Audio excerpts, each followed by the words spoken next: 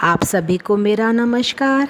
आइए जानते हैं रोटक व्रत विधि के बारे में। श्रावण मास के शुक्ल पक्ष में प्रतिपदा तिथि को जब सोमवार हो तब व्रती को प्रातःकाल उठकर गृह कार्य स्नान आदि करके पूजा स्थान पर शिव जी की प्रतिमा स्थापित करनी चाहिए। यह संकल्प करें, मैं आज से रोटक व्रत आरंभ करूँगा।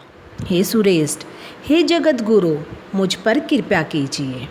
उसके बाद अखंडित बिल्व पत्रों, तुलसी दलों, कमल पुष्पों, कल्हार पुष्पों, चंपा तथा मालती के पुष्पों, गोविंद पुष्पों, आक के पुष्पों, उस ऋतु तथा काल में होने वाले अन्य सुंदर पुष्पों, धूप, दीप, नैवेद्य तथा नाना प्रकार के फलों से शूलधारी महादेव की पूरी श्रद्धा भाव से पूजा करके उपवास रखना चाहिए। विशेष रूप से रोटकों का प्रधान नैवेद्य अर्पित करना चाहिए। पुरुष के आहार प्रमाण के समान 5 रोटक बनाने चाहिए।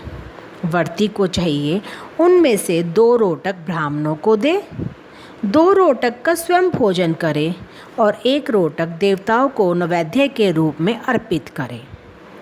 व्रती को चाहिए कि पूजा करने के अनंतर अर्घ्य प्रदान करें।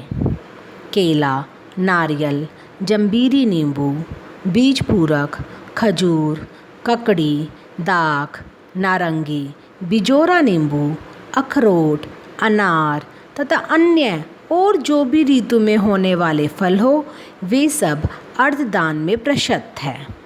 उस अर्धदान का फल सुनिए।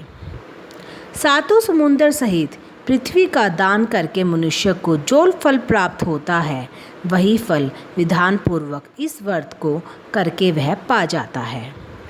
इस प्रकार 3.5 महीने के बीच पड़ने वाले हर सोमवार को इसी विधि से भगवान शिव की पूजा करनी चाहिए।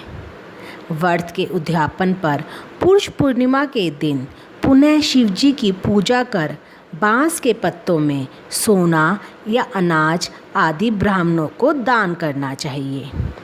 विपुल की धन की इच्छा रखने वाले को यह व्रत 5 वर्ष तक करना चाहिए। इसके बाद रोटक नामक व्रत का उद्यापन कर देना चाहिए।